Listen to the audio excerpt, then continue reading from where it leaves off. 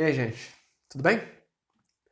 Nessa aula, a gente vai ver o que são eventos independentes e como que a gente calcula a probabilidade quando o exercício envolve eventos independentes. Vamos lá?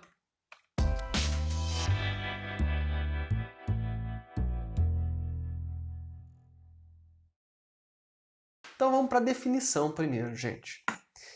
Basicamente, a gente fala que dois eventos são independentes quando a ocorrência de um deles não interfere na probabilidade de ocorrência do outro. Como assim? Por exemplo, eu vou lançar uma moeda e um dado. O que acontecer na moeda vai influenciar no que vai acontecer no dado? Não, né? Ou seja, o resultado da minha moeda e o resultado do meu dado são eventos independentes, certo?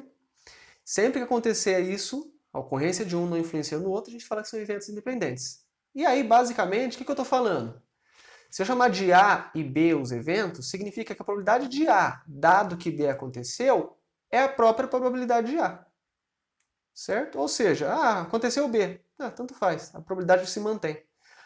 Ou então, que a probabilidade de B, dado que aconteceu A, é a própria probabilidade de B.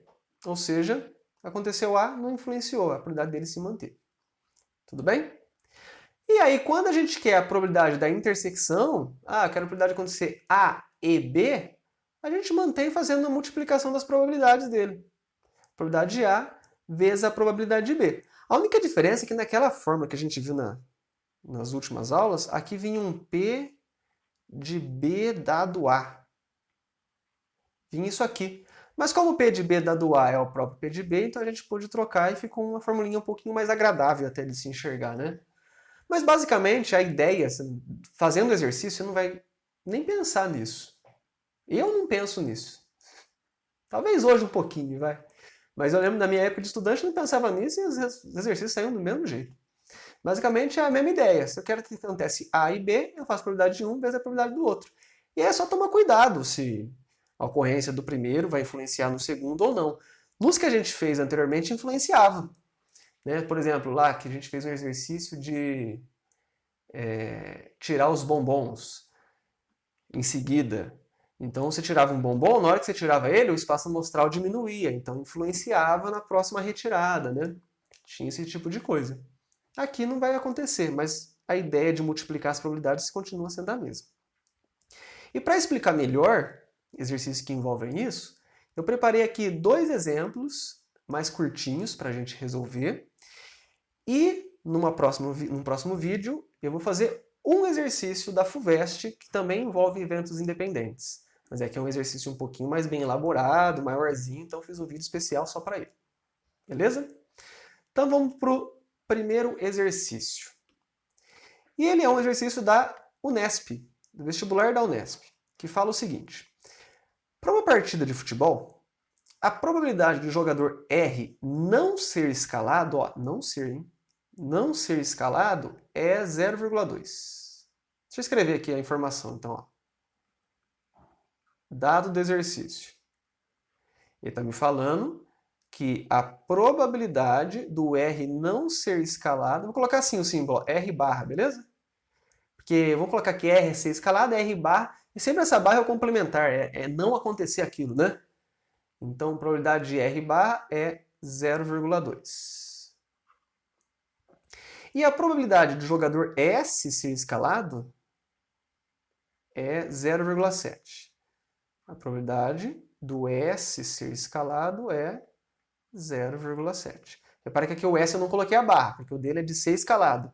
No R eu coloquei a barra porque era de não ser escalado. Tá. E aí ele quer saber, sabendo que a escalação de um deles é independente da escalação do outro, significa que se eu pus o R, o S pode ou não ser colocado do mesmo jeito, a probabilidade continua sendo 0,7. Ou então, se eu tivesse colocado o S, o R também não influenciaria a probabilidade dele. São independentes. Se você colocou um, não influencia em colocar o outro. Aí ele pergunta a probabilidade de os dois jogadores serem escalados. Então eu quero a probabilidade de R e S. Posso usar intersecção, mas eu quero usar o E aqui. Não precisa ficar com muita formalidade, não. Certo? Probabilidade de RS. E a gente viu que, como são eventos independentes, a escalação do R e a escalação do R, basta eu multiplicar as probabilidades de cada um deles. A probabilidade do S foi me dada, é 0,7. A do R ele não deu. Ele deu a de não ser. Mas me responda. Se a probabilidade do R não ser escalado é 0,2, qual que é a probabilidade dele ser escalado? Lembrando, ou ele é escalado ou ele não é. Então a soma das probabilidades tem que dar 1. Se de não ser é 0,2, então a de ser escalado é 0,8. E é isso que eu vou colocar aqui, ó. 0,8. E aí é só multiplicar. 0,8 por 0,7, 0,56. Alternativa D. Olha que belezinha. Saiu rapidinho. Tranquilo, gente? Repare que ó, se você não tivesse prestado atenção que aqui era o R barra, você faria a multiplicação dos dois aqui, ó, 0,207 dá 0,14. Tinha alternativa para te enganar ali. A gente chama essa alternativa de distrator, né? Quando você chega na resposta usando uma técnica que você acha que está certa, mas está errada. Beleza? E vamos fazer mais um exemplo. Aqui é o 2, é uma questão da UFSCar, que diz o seguinte. Tentem fazer, hein? Às vezes eu esqueço de falar para não ficar chato. Esqueço e também às vezes não falo para não ficar chato. Né? Tem as duas coisas. Tem vezes que eu não falo porque eu esqueço, tem vezes que eu não falo para não ficar chato. Mas sempre tentem fazer os exercícios antes de mim. Às vezes o primeiro da teoria, tudo bem, aí você acompanha junto, que você está aprendendo. Agora depois que eu já fiz 1, 2, vai fazendo, tenta fazer antes. Beleza? Então, ó, Gustavo e sua irmã Caroline viajaram de férias para cidades distintas. Os pais recomendam que ambos telefonem quando chegarem ao destino.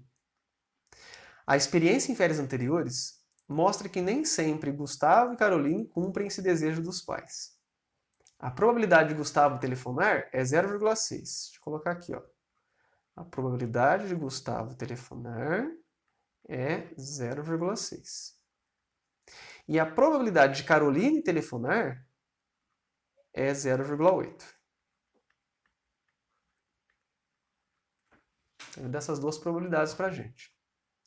E aí ele pergunta a probabilidade de pelo menos um dos filhos contatar os pais. Pelo menos um. Eu acho que essa questão aqui, ó, quem inventou a questão deve ter tido essa experiência. Deve ser pai, provavelmente, com filhos aí que foram para a faculdade. E aí fica sempre querendo que os filhos liguem quando chega na cidade e tal. E aí ele bolou a questão pensando nisso. Tenho quase certeza que deve ter acontecido alguma coisa do tipo. E basicamente ele fala assim, ó. Os dois foram cada um para uma cidade. E Gustavo, a probabilidade dele telefonar quando chega no destino é 0,6. E Caroline, a probabilidade dela telefonar é 0,8. Quando ele fala a probabilidade de pelo menos um, ó, olha que esse pelo menos vai ajudar a gente a resolver mais fácil. Ó. Pelo menos um dos filhos contatar os pais. Que aqui eu vou fazer pelo que eu não quero. Vou fazer pelo complementar. O que é o complementar de pelo menos um contatar os pais? Ou seja, o que eu não quero que aconteça? Eu não quero que os dois não telefonem. Concorda?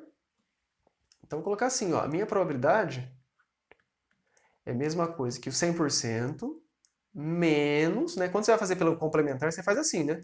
O complementar sempre faz 1 menos o que você não quer. Porque 1 é o 100%, seria a probabilidade total. E aí tira a probabilidade do que você não quer que aconteça, que nesse caso é, eu não quero que Gustavo não telefone e Caroline não telefone. Eu não quero que aconteça isso. Os dois não telefonando. E como os dois estão em cidades diferentes e sem se contatar, a probabilidade de um não influencia. Aliás, o fato de um ligar não influencia no outro ligar ou não. São eventos independentes. Certo? Então, na hora que eu quero calcular aqui a probabilidade de nenhum e nem o outro, é só multiplicar. Agora vamos lá. A probabilidade de Gustavo telefonar é 0,6. Então, a probabilidade de Gustavo não telefonar é quanto? É o complementar, né? Se é 0,6 de telefonar, não telefonar é 0,4. E de Carolina, se é 0,8 de telefonar, então de não telefonar é o complementar para 1, que é 0,2. Então, qual que é a probabilidade de nenhum telefonar e nem o outro? É 0,4 vezes 0,2. Certo? E reparem que isso é o que eu não quero que aconteça. Por isso que eu estou fazendo 100%, 1 menos isso. Porque se um só telefonar e o outro não, tá beleza também. Tá no que eu quero. Ou se os dois telefonarem. Isso aqui vai dar, ó, 1 menos 0,08, que é 0,92. Alternativa E. Belezinha, gente? Então, com esse exercício aqui, a gente encerra a nossa primeira aula de eventos independentes. E na próxima a gente vai fazer um exercício só que é um exercício com 2 itens, tirado do vestibular da FUVEST. E que eu acho bem interessante para a gente fechar o assunto. Beleza? Até mais. Tchau pra vocês.